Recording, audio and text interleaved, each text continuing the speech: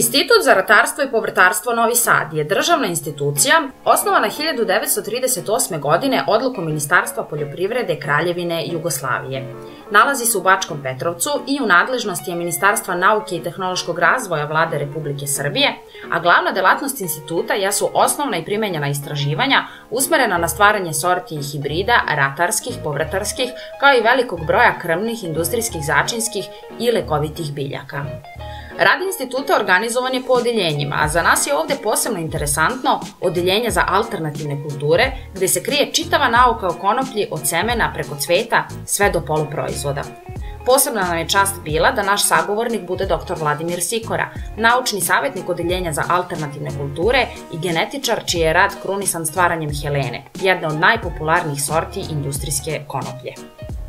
Pošto smo društveno odgovorna institucija, onda imamo i odeljenje za alternativne kulture, odnosno tu gdje se sada nalazimo u Bačkom Petrovcu, i to je odeljenje koje se bavi čitavim jednim spektrom biljnih vrsti koje se gaje, kod nas gaje se na manjim površinama, ali se gaje i zato institut prema proizvođačima izlazi sa sortimentom, odnosno sortnim semenom i sa tehnologijom proizvodnje. Znači, kogod kupi seme od nas, sa semenom dobija i sve informacije, šta treba kada da radi. Mislim, tamo kod kukuruza, soje i kod tih, tamo se sve zna, tamo nema nikakvih tajni. Ali ovdje kad se radi o tim alternativnim kulturama, znači kulturama manjeg obima, generalno gledano manjeg obima u celom svetu, a i u Srbiji, onda tu ljudi ne znaju sve, pa onda mi smo tu da pored sortimenta, odnosno sortnog semena, da im obezbedimo i dodatne informacije kako treba da odrade ovo, kako treba da odrade ovo.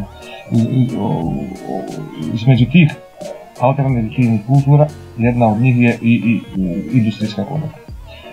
Gajanje industrijske konoplje u Srbiji i u bivšoj Jugoslaviji nikad nije bilo zabranjeno, čak šta više, do nekih 70. godina, 80. godina u Srbiji je bilo jako puno kudeljara koje su prerađivale stablo. O tome je svaj pričao profesor Kižgec, u Vojvodini je bilo mislim 72 ili koliko ih je bilo. Sad to nema ništa, sve je zatvoreno i jednostavno pošto nije bilo tržišta za robu, odnosno za konopljino stablo ili vlakno, onda jednostavno je prestalo i gajanje. Znači, zadnjih 30 godina površine su se drastično smanjivale da bi došli na skoro nulu. Zato što jednostavno nije sve i da i gajiš, nemaš kome da prodaš, mislim, to je jednostavno da jednostavno... Nemaš industriju koja... Jednostavno da jednostavno ne može da bude. Bez obzira na sve to, u ovom odeljenju za alternativne kulture rad na programu unapređenja proizvodnje konoplje nije prestaje od 52. godine. Znači, to je rad se nastavlja. Nakon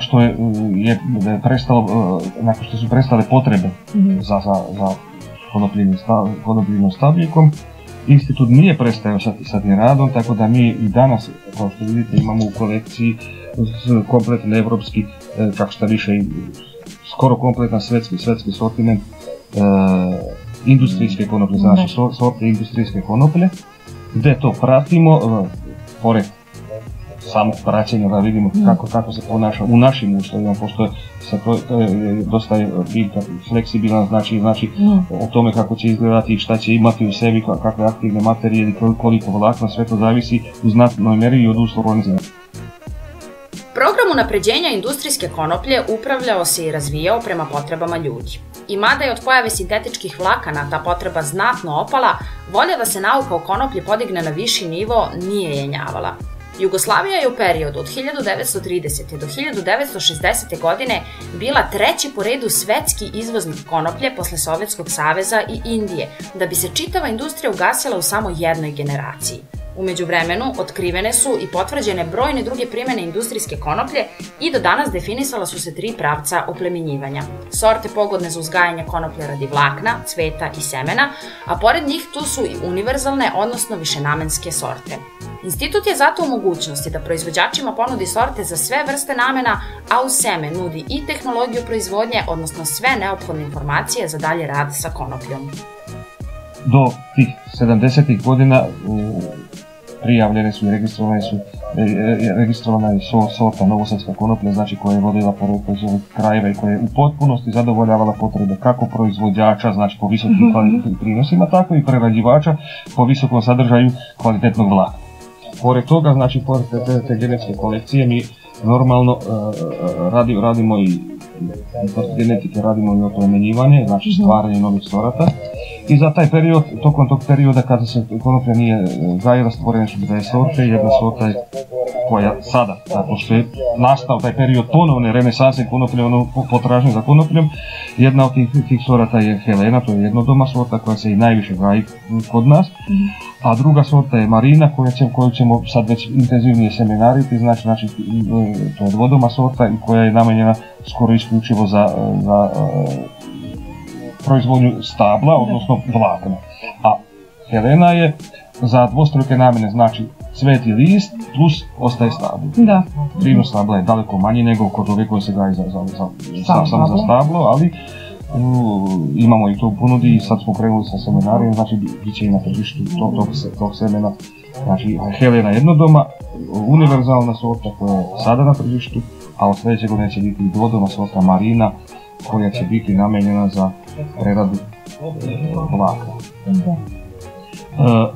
Ovog trenutka to što Helena u znatnoj mjeri zadovoljava, a to je kvalitetan cvijet i list, odnosno za ta farmacija i kozmetika, ali trudimo se, jedan od tih pravaca oplemenjivanja je upravo stvaranje sorti koje će biti prilagođene više, znači radimo na sortimentu koji će biti, evo, ova sorta ili 2-3 sorte, najvjerojatnije će to biti unisex hibridi, ovo su sa visokim sadržajem CBD-a, sa visokim sadržajem pektina i one su namijenjene za cvet i list. Prehrambenu industriju. Da. S druge strane, drugi pravac oplemenjivanja jeste stvaranje sorti koje će biti namijenjene za proizvodnju zrna. Znači, pre svega taj habitus mora da bude prilagođen da bi to moglo lako kombajno da se skida, da taj prinos zrna bude preko 1 tone po hektaru, da sadržaj ulja bude preko 30%, da masno-kiselinski sadržaj, sastav ulja bude odgovarajući, što kod konoplje apsolutno nije problem, pošto ona ima unikatan masno-kiselinski sastav i te esencijalne aminokiseline su veoma dobro izbalansirane u njenom ulju. Pored toga da bude preko 25% proteina u tom ostatku, znači u tim mekinjama, i da taj aminokiselinski sastav tog konopljinog brašna ili tog konopljinog ostatka od zrna da bude što bolje izbalansirano, odnosno da tih esencijalnih aminokiselina bude što više. Tako da to su neki od pravaca. Sad, pored toga što već vidimo šta tržište već polako kreće da traži, odnosno šta tržište kreće da interesuje, a to je znači i samo stablo, odnosno vlakno i pozdrav. Tako da sad, to je već sljedeći pravac u oplemenjivanju na kome radimo, jeste stvaranje sorti koje će biti visoko prinosne, znači da će imati preko 20 tona vazdušne suve mase biljaka po hektaru, koje će imati sadržaj vlakna preko 30%. Dobro. Od toga najveći deo treba da bude dugačko vlakno, da bi ta tekstilna ili autoindustrija ili građevinarstvo da bi dobili što bolji kvalitet. Institut za ratarstvo i povrtarstvo aktivno podržava razvoj organske poljoprivrede kroz njenu promociju u vidu preporuka gajenja i postepenog prelaza sa konvencionalne na poljoprivredu manjeg korišćenja eksternih resursa, što je prelazni korak ka organskoj poljoprivredi. U organskoj poljoprivredi se upravlja lokalno dostupnim resursima radi optimizacije efikasnosti korišćenja hranljivih materija i prostora između različitih biljnih i životinjskih vrsta. Uzdržavajući se od korišćenja mineralnih đubriva, sintetičkih pesticida i genetski modifikovanih organizama, proizvođači se oslanjaju na biodiverzitet za održavanje plodnosti zemljišta i sprečavanje bolesti i štetočina. Manipulacija biodiverzitetom, odnosno korišćenje odgovarajućih vrsta u vremenu i prostoru, je glavni alat proizvođača u organskoj poljoprivredi. Proizvođači koji se bave organskom poljoprivredom su istovremeno i čuvari i korisnici biodiverziteta na svim nivoima. Svi ti aspekti oplemenjivanja, znači na cvet i list, na zrno i na vlakno, to je samo pitanje načina gajenja, načina na koji se biljka gaji, odnosno koji je to sklop, kako su velike robusne biljke, ali više, ako ne biste dobro shvatili, znači akcenat se stavlja na kvalitet, znači na kvalitet ulja, na kvalitet kemijskih sastojaka, tih kanabinoide, terpena i na kvalitet vlakna. A po prinosima, ako ih gajiš zajedno, onda je seješ ovako. Tehnologija proizvodnje za zrno je ovako. Tehnologija proizvodnje za cvet je ovakva. Tehnologija proizvodnje za vlakno je ovakva. Znači sve se to razlikuje, tehnološki se to razlikuje, a pre svega za bilo šta da se gaji, danas u svetu postoje te mašine, evo gledali su sad i na internetu, znači to može da se vidi ti kombajni od 200.000 evra, mi to nemamo, tako da mi moramo tehnološki da prilagođavamo biljku da bi mogli jednostavno da to skinemo. Ako imamo biljku od 4 metra, tamo ne možemo da skinemo ništa, možemo da je pokosimo pa poslije da beremo cvetove.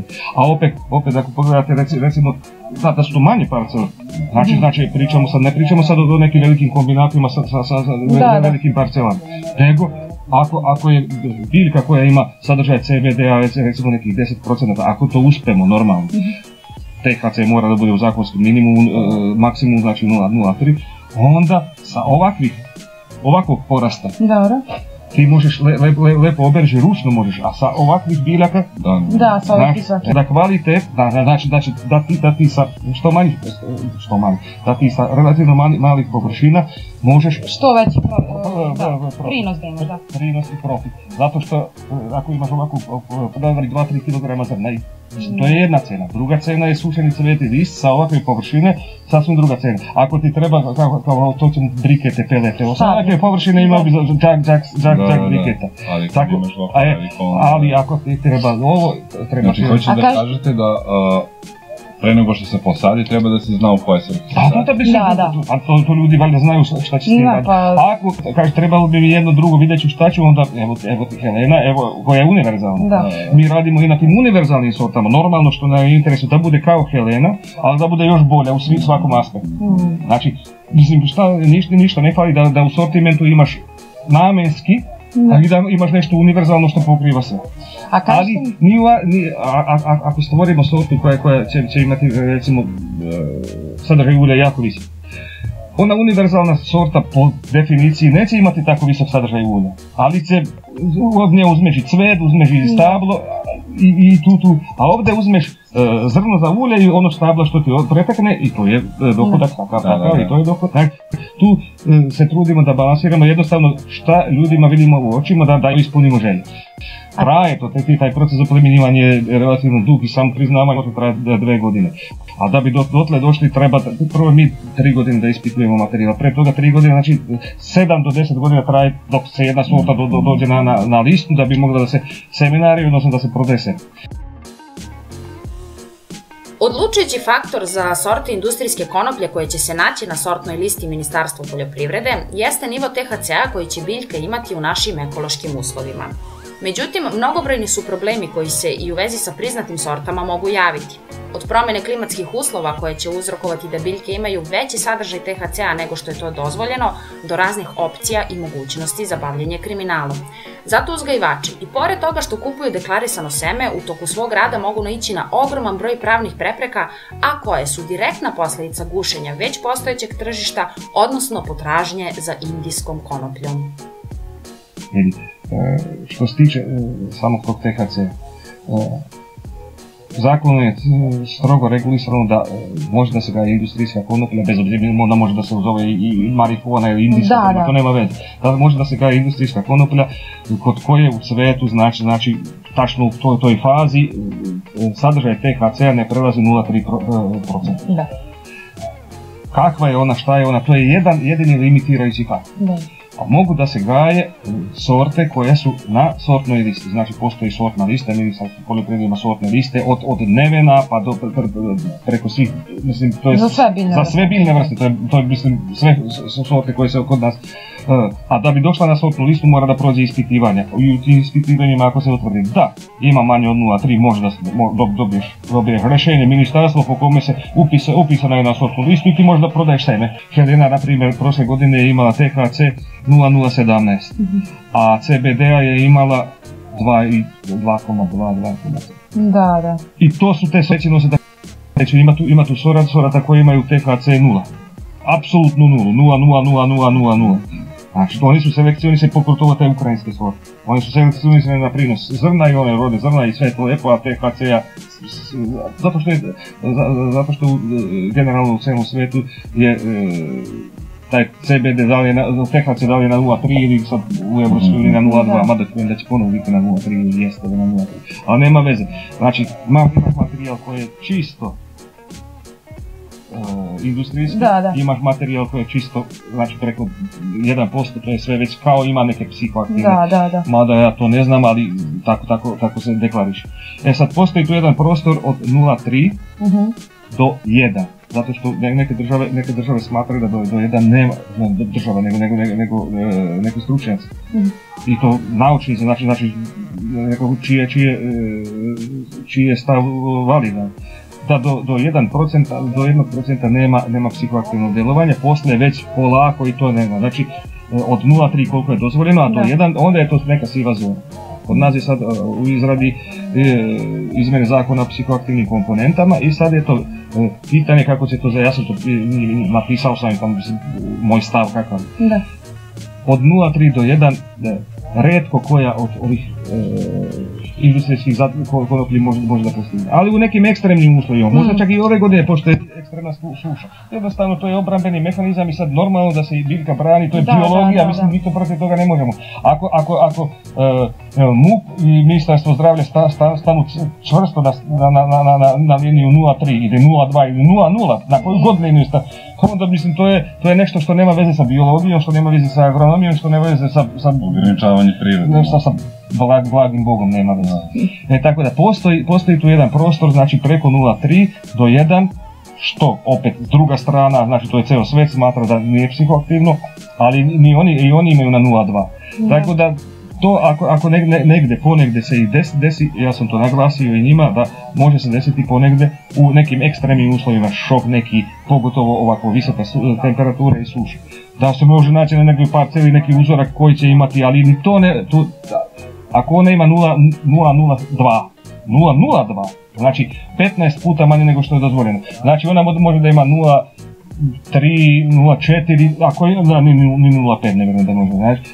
Tu da je ta granica da bi to trebalo da se sagleda, pogotovo ako imaš deklarisano seme, hajde, jeste malo je višlje, ali to je onako, priča je u suštini drugačije postavljene na glavačke po meni. Priča treba da bude postavljena tako da li neko normalno svuda u svijetu se registruje proizvodnja. Znači kupio si, evo deklaracija o semena, evo račun, super, na to i to je parceli gajim. Sad, ako ja posejem parcelu kao onu tamo, pa u sredini tamo usejem nešto što je sasvim drugačije, ko to može da prekontroliš? Dronom mogu da prekontroliš, niko drugi ne može da prekontroliš. I onda, mislim da je daleko bitnije ta distribucija, odnosno ta prodaj ili valjanje i dileri, ako zloupotrebljavaš ti to, pa neki hvataju one koji prodaju nešto, za šta oni tvrde da je marihuana, a ove koji proizvode neka ostavi tako, sad vidjet ćemo što se desiti. Unutar samog instituta zadržali smo se vrlo kratko, ali smo za to vreme imali prilike da vidimo konoplju u procesu kloniranja. Obzirom da su klonirane biljke nešto osjetljivije od onih koje prirodno izrastaju iz semena, one traže poseban tretman, a samim tim je i naučni pristup dosta drugačiji.